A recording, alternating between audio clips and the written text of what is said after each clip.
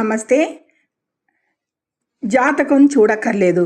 మీ ఇంట్లో ఈ లక్షణాలుంటే, ఆ స్థానాల్లో మీ జాతక గ్రహ దోషాలు ఉన్నట్టే జాతకంలో. ఈ 7 లక్షణాలు మీ ఇంట్లో ఉంటే గనక మీరు అనుభవం పొందుతున్న వారికి ఈ వీడియోలో ఇంటి చికిత్సలు అంటే ఇంట్లోనే తేలిగ్గా చేసుకునే చిట్కాలు పాటించటం వల్ల ఆ గ్రహ దోషాలు తగ్గించుకోవచ్చు అనేది జాతకరీత్యా కూడా అనేది ఇందులో చెప్పడం జరుగుతుంది. నా పేరు విజయలక్ష్మి, వేదిక్ కేపీ అండ్ నాడీ ఆస్ట్రాలజర్. ఈ వీడియో ఆస్ట్రో మార్గన్ ఛానల్‌కి స్వాగతం ప్రేక్షకులకి. అయితే జాతకం చూడక్కర్లేకుండానే మీ ఇంట్లో ఈ లక్షణాలుంటే గ్రహ దోషాలే అని ఖచ్చితంగా చెప్పొచ్చు. అది మీ జాతకంలో ఏ ఏ గ్రహాలు బాధింపబడటం వల్ల ఈ ఇంట్లో ఈ బాధలుంటాయి. వాటికి గృహ చికిత్సలు యాస్ట్రో వాస్తు టిప్స్ అనేది చెప్పడం జరుగుతుంది. అయితే నమస్కారం. చాలామంది ఎంత కష్టపడినా సక్సెస్ రాకపోవడానికి కారణం కాలేకపోతుంటారు. చేతికి వచ్చిన డబ్బు రూపాయి కూడా మిగలదు. ఎప్పుడూ ఇంట్లో గొడవలు, అనారోగ్యం వెంటాడుతూ ఉంటాయి వారికి. చాలామందికి జరుగుతూ ఉంటుంది ఇలా మనలో. మీకు కానీ, మాకు కానీ, అందరికీ కానీ. మీ జాతక చక్రం చూడగానే మీ జీవితంలో జరిగే కొన్ని మార్పులను బట్టి మీ జాతకంలో ఏ స్థానంలో ఏ గ్రహం బలహీనంగా ఉందో తెలుసుకోవచ్చు. ఈరోజు ఈ వీడియోలో గ్రహ దోషాలను సూచించే ఆ 7 ముఖ్యమైన లక్షణాలు, అవి ఏ ఏ స్థానాల వల్ల జరుగుతాయో వాటిని పోగొట్టుకునే చిన్న చిన్న ఇంటి పరిహారాల గురించి పూర్తి వివరంగా తెలుసుకుందాం ఈ వీడియోలో. స్కిప్ చేయకుండా చివరి వరకు చూడండి. ముఖ్యమైన అంశాలు ఏంటంటే, ఆ ముఖ్యమైన అంశాలు వాటికి గ్రహ స్థానాలు, ఏ ఏ గ్రహాలు కారణం వల్ల ఇవి మనం అనుభవించటం జరుగుతుంది అనేది. ఫస్ట్ ఒకటి, విపరీతమైన డబ్బు నష్టం ఉందా? గ్రహస్థానం 12వ స్థానంలో, వ్యయ స్థానంలో రాహువు లేదా శని బలహీనంగా ఉండటం వల్ల ఆ ప్రభావం ఉంటుంది. దానివల్ల ఇంట్లో అనవసర ఖర్చులు పెరుగుతాయి. అప్పుల పాలు కావడం వలన పెట్టిన పెట్టుబడులు సడన్గా మునిగిపోవడం జరుగుతుంది. ఈ విధమైన బాధలు మీ ఇంట్లో ఉన్నాయా? అయితే చివరిదాకా చూడండి. ఇంకో కొన్ని లక్షణాలు మాట్లాడుకున్నాక పరిహారాలు, టిప్స్ చూద్దాం ఇంట్లో చేయాల్సినవి. ఇక రెండో లక్షణం ఏంటంటే, ఇక ఈ డాక్టర్లకు ఎంత చూపించినా రోగం తగ్గకపోవడం, మందులు పనిచేయకపోవడం, నిరంతరం నిస్సత్తువుగా ఉండటం. ఇది మీరు అనుభవంలో ఉన్న వారికి దీర్ఘకాలిక అనారోగ్యం. గ్రహస్థానం 6వ స్థానంలో రోగస్థానం సూర్యుడు లేదా రాహువు నీచలో మీ జాతకంలో ఉంటే ఇలాంటి బాధలు పడతారు ఇంట్లో అనేది సూచించడం జరుగుతుంది. ఇక మూడో లక్షణం అంటే ఇంట్లో ప్రశాంతత కరువు అవ్వడం. భార్యాభర్తలు లేదా కుటుంబ సభ్యుల మధ్య చిన్న విషయాలకే కోపతాపాలు, పెద్ద గొడవలు రావటం, సడన్గా ఈవెంట్స్ అలా గొడవలు సృష్టించటం అనేది జరుగుతుందా మీ ఇంట్లో?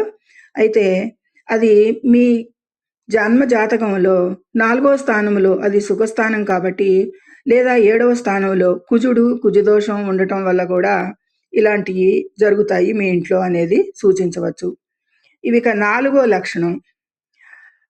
లక్షణం అంటే పెళ్లి సంబంధాలు అన్నీ కుదిరినట్టే కుదురుతాయి. చివరి నిమిషంలో క్యాన్సిల్ కావడాలు, నిశ్చితార్థం అయ్యాక కూడా పెళ్లి ఆగిపోవడం, వివాహం విపరీతంగా ఆలస్యం కావడం జరుగుతుందా మీ ఇంట్లో వాళ్ళకి?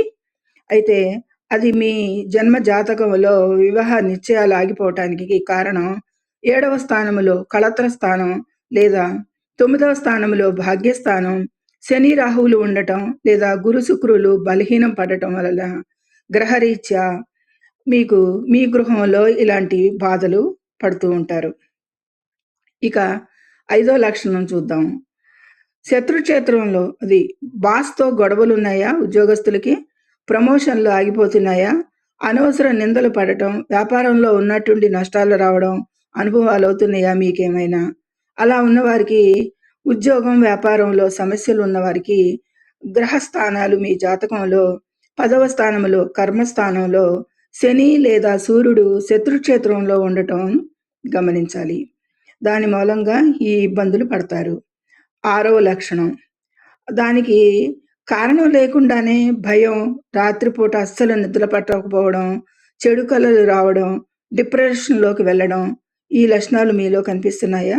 అయితే తీవ్ర మానసిక ఆందోళన, భయానికి 8వ స్థానంలో చంద్రుడు, క్షీణచంద్రుడు ఉండటం లేదా కేతువుతో కలిసి ఉండటం చంద్రుడు.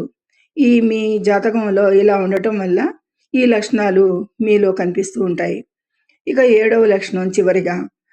అయితే మనుషులు ప్రవర్తనలో చాలా సడన్‌గా మార్పు రావడం, సడన్‌గా జూదం ఆడాలనిపించటం, సడన్‌గా మద్యపానానికి అలవాటవ్వడం, బానిసలవ్వటం, లేదా తప్పుడు మార్గాల వైపు ఆకర్షితులై జీవితాన్ని పాడు చేసుకోవటం, ఇవన్నీ మీలో కనిపిస్తుంటే గనక, అది మీ జాతకంలో చెడు అలవాట్లు, తప్పుడు నిర్ణయాలకు స్థానం, గ్రహస్థానం, లగ్న స్థానంలో 1వ ఇల్లు లేదా 2వ స్థానంలో రాహువు ఉండటం మూలంగా ఈ విధమైన అనుభవాలు కలుగుతాయి. మార్పులు ఈ జాతకునిలో ఇంట్లో ఉండే వాళ్ళకి ఇలాంటి ప్రభావాలు ఉంటాయి. పైన చెప్పిన 7 లక్షణాలు ఉన్నవారు మనం అందరం ఉంటాము. వాటిల్లో ఎవరో ఏదో ఒక లక్షణంకో. అయితే వాటిని సులభమైన ఇంటి పరిహారాల ద్వారా మనం కొద్దిపాటి సమస్యలను చాలా వరకు తగ్గించుకోవచ్చు అనేది ఇందులో చెప్పటం జరుగుతుంది.